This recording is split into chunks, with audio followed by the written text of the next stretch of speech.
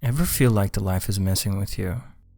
Ever feel like you're here just to be mocked and punished by a greater power? You get excited for something, you want to achieve it, only to discover that there is a mountain of problems and conflicts to overcome. You work tirelessly to realize your goals, but constantly encounter problems. Never an easy step, it feels. Life seems to go out of its way to prevent you from succeeding. That happy life you crave always sits just outside your reach due to some unlucky or unfortunate circumstances placed seemingly deliberately by life to hijack you. It makes you feel like the life is toying with you, intentionally getting your hopes up only to destroy them. But what if there's a grace to all this, a deeper purpose and meaning behind the struggle? There are two layers to reality. One earthly and temporary, the other spiritual and eternal. In our human form, living material and brief lifespans, we are earthly and temporary, but in our real form, belonging to the everlasting and infinite energy of life, we are spiritual and eternal. Our material human lives are fleeting. The experiences we have are but momentary series of events belonging to a brief lifespan, and upon the completion of this ephemeral experiment, we will return to our true selves, which is the eternal consciousness of life that we all belong to. Our human lives and every encounter belonging to them are the manifestations of this eternal consciousness of life. It is precisely for this reason that every aspect of the temporary human life is representative of spiritual value, that every single one of our earthly experiences are deliberate expressions belonging to a spiritual source. We will eventually shed our human vessels and continue on, but the spiritual growth we'll have achieved from our brief earthly experiences will remain with us for eternity. Every event, every situation, every person, every dynamic, every earthly thing that one experiences, each correspond to a spiritual process. The precise circumstances that the individual has been presented with exist deliberately so that the individual can achieve spiritual growth from these dynamics, and this deliberate existence is overseen by a greater power. Literally everything one experiences is overseen by a cosmic consciousness, an all-encompassing energy guiding the individual so that they may succeed in their endeavors. Now, this cosmic power can be anything: God, Brahma, universe, or simply chance, whatever you define it as. A key point here is the concept of divinity. Divinity and religion are not one and the same. A divine overseeing power doesn't automatically mean the theistic concept of God. I'm not religious at all, but I believe in an overseeing cosmic consciousness, and there's a clear difference between religions and spirituality. For my opinion on what this power is, refer to my Meaning of Life video linked at the end. So your life is ruled by two forces. One is you, governing the aspects of your life you can control, and the other is this cosmic power you accept, henceforth referred to as the consciousness of life, governing the aspects of your life you cannot control. This is a cosmic dance between the consciousness of life in you, between what life gives you and what you do with it, between fate and destiny. Your book of life is authored by two pens. One is yours, and the consciousness of life holds the other. These two forces simultaneously interact with each other to create your human journey. And whatever the consciousness of life has put on your path exists for a specific reason, placed deliberately so that you may interact with these circumstances to achieve spiritual growth. Here's what I mean. Literally every single thing that happens to you serves a specific purpose, be it the place and the time you were born in, the family, the culture, the environment you were born to, your genetics, the advantages and disadvantages that come with them, the circumstances you experience, the people you encounter, the challenges you face, all culminating into a complex superstructure that is your life, with each aspect existing deliberately to aid you in your journey of self-actualization. Your temporary human existence is the manifestation of your spiritual self. They are indeed spiritual projections on a material environment, so that you may experience and overcome these temporary earthly experiences and achieve eternal spiritual growth, making your human life almost a cosmic allegory. So all the earthly circumstances you experience are all expressions of the specific growth you need to achieve, with each individual aspect of your life corresponding to a spiritual process. Your human circumstances, struggles, and the dynamics you encounter are the exact combination of situations that you need to experience for your consciousness growth. In everyone's life, there is a path decorated with conflicts, hardships, circumstances, and other challenging dynamics. This path connects you to the fulfillment, happiness, self-actualization, or whatever success you desire. But achieving this success demands that you meet its list of requirements. The achievement of whatever it is you desire, you must deserve it. You must put in the required work and meet the knowledge, wisdom, understanding, skill, and overall resonance it demands. To succeed in your life endeavor, you must traverse this path, which, along with all the encounters on it, are the exact expressions and projections of the exact spiritual growth you require. So you begin to progress, and inevitably you encounter a challenge, a conflict that must be overcome for you to continue on your cosmic journey, and this particular challenge is placed on your path for a reason. The exact manifestation in which it appeared, the exact time at which it appeared, the exact order in which it appeared, the exact dynamic it presents, the exact solution it requires are the specific combination of circumstances that you must experience and overcome to attain the exact knowledge, wisdom, experience, skill, and overall growth required to continue on your path. In overcoming this challenge, you are awarded with spiritual growth. You are now wiser and better, and in the possession of one of the pieces to this cosmic puzzle you're trying to solve. Then you continue on and encounter another precisely placed conflict in your life, presenting you with the exact challenge you require, and when overcome and solved, awarding you with the exact consciousness development you need for self-actualization. You now have added another puzzle piece to your inventory. You now have added another spiritual growth to your consciousness. This leads us to a key wisdom. Conflicts, challenges, and hardships must exist in our lives. They are essential in succeeding in our endeavors because growth and development can only be achieved by overcoming challenges. The law of life dictates that for the attainment of growth, there must be a corresponding process of challenge. Each challenge you face transforms you from your current self to a self that is compatible and resonates with the success you want to achieve. Acting like a conversion process, it burns the fat off your soul. And after having experienced and overcome all the challenges on this path, you now have all the required puzzle pieces, all the required knowledge, wisdom, understanding, and experience. You at last have completed this particular path, and the spiritual growth you achieved from this earthly endeavor will stay with you even after the end of your human life, because this was a path that improved not just you as a human, but you as a consciousness. You have indeed achieved eternal spiritual growth thanks to this process, and your life consists of many paths, many endeavors, all manifested specifically for the attainment of this consciousness development.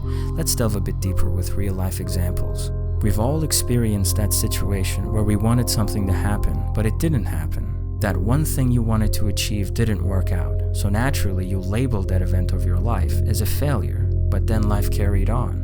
Things continued to happen after that perceived failure, and in the course of time, events developed, reaching you to other checkpoints in your life. Now, with hindsight, you look back at that perceived failure that is now in the past, and you realize that it's actually been for the best. You are now in a better place because of that event that you'd labeled as a failure at the time, compared to where you would be now if what you'd perceived as success had happened. And all the things that took place after that perceived failure have indeed been the optimal course of events for you, the course of events that wouldn't have taken place if what you'd labeled as success had happened. You couldn't see this at the time, but now that the events have run their course and you've achieved growth and understanding, you can see with hindsight that it's indeed been for the best. We might not understand that what we think is for the best may not be for the best, that what we label as success may not be the real success, that something else must take place, and as time will prove, it is that something that possesses the requirements for growth we need.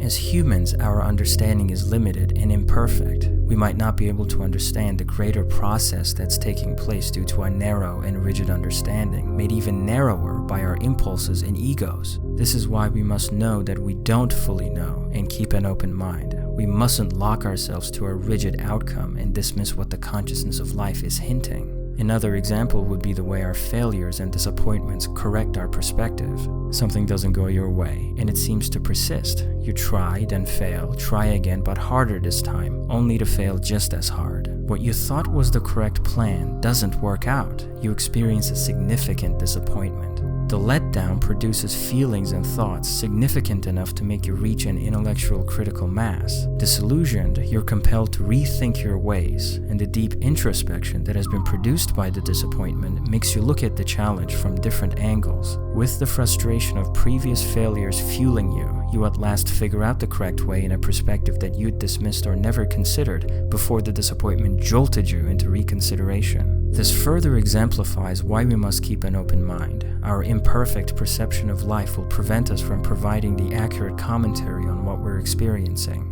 This is why certain problems in our life persist, because there are different variations of the same conflict mechanism because we're failing to understand the corresponding solution. So we continue to experience different versions of the same conflict manifested in different circumstances, different times with different people until we learn from it. It is then this cosmic barrier is lifted, growth is achieved, then the path made open once again. Another example would be an unavoidable series of conflicts that you encounter every time you want to achieve something. Whatever you undertake, it always seems to come with challenges. This is because the preceding process of challenge is inherent to any desired success. Life is dualistic. Growth cannot be achieved without overcoming the corresponding hardship. And as we've established before, those challenges are essential and deliberate. It's an ascension process that takes you from where you are now to where you want to be. This is why we should never resent or resist the circumstances and hardships that we're given. Even though we may not be able to understand as it's happening, we should still operate under the automatic assumption that it serves a purpose, that it's an essential step in our journey for self-actualization. We must recognize that if it exists for a deliberate, essential function on our path.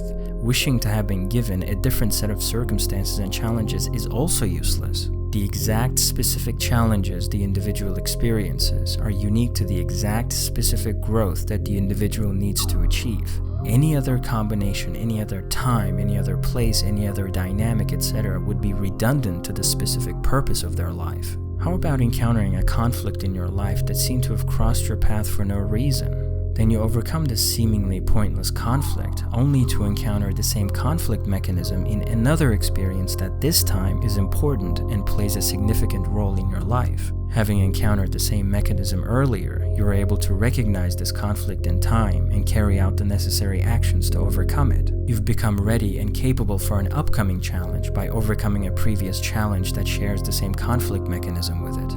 We as humans are bound to time. But the consciousness of life that governs the aspects of your life you cannot control are beyond the earthly concept of time. This is why often the things will happen to you in a synchronistic way, affecting the past, present, and the future non-linearly. What about your childhood? Perhaps you had a rough upbringing, perhaps your parents were neglectful and narcissistic. The poisonous environment that you were subjected to by your family was too much and too soon. Other experiences like school, friends, relatives, and the greater common culture were of no help as well. In fact, these world systems actually amplified your struggles. Your path was harder compared to other kids, but soon enough you've uncovered why this was so. You've grown up and realized that all your past tragedies, conflicts, and challenges have molded you into a person that has achieved more knowledge, wisdom, and overall growth compared to others who haven't had such a rough childhood. Due to your past, you are now wiser than people your age. Your unique past has significantly improved the quality of your current days with enriched perspective compared to others whose approach to life is as mundane as their past.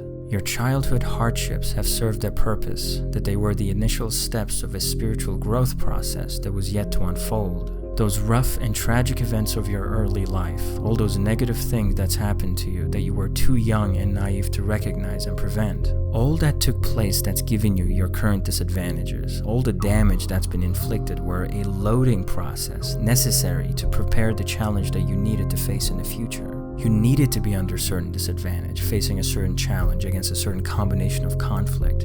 For that to have happened, those events of your childhood needed to take place. The particular spiritual growth you required manifested that particular childhood. This revelation should give us peace and liberate ourselves from emotional pain that might have been caused by childhood hardships. We should have solace in our hearts and minds, knowing that there is a divine purpose to the events of our past, that those days acted almost like a pre-production, a prophecy to a great victory in the future that we were destined to achieve by embracing and embarking on the challenge.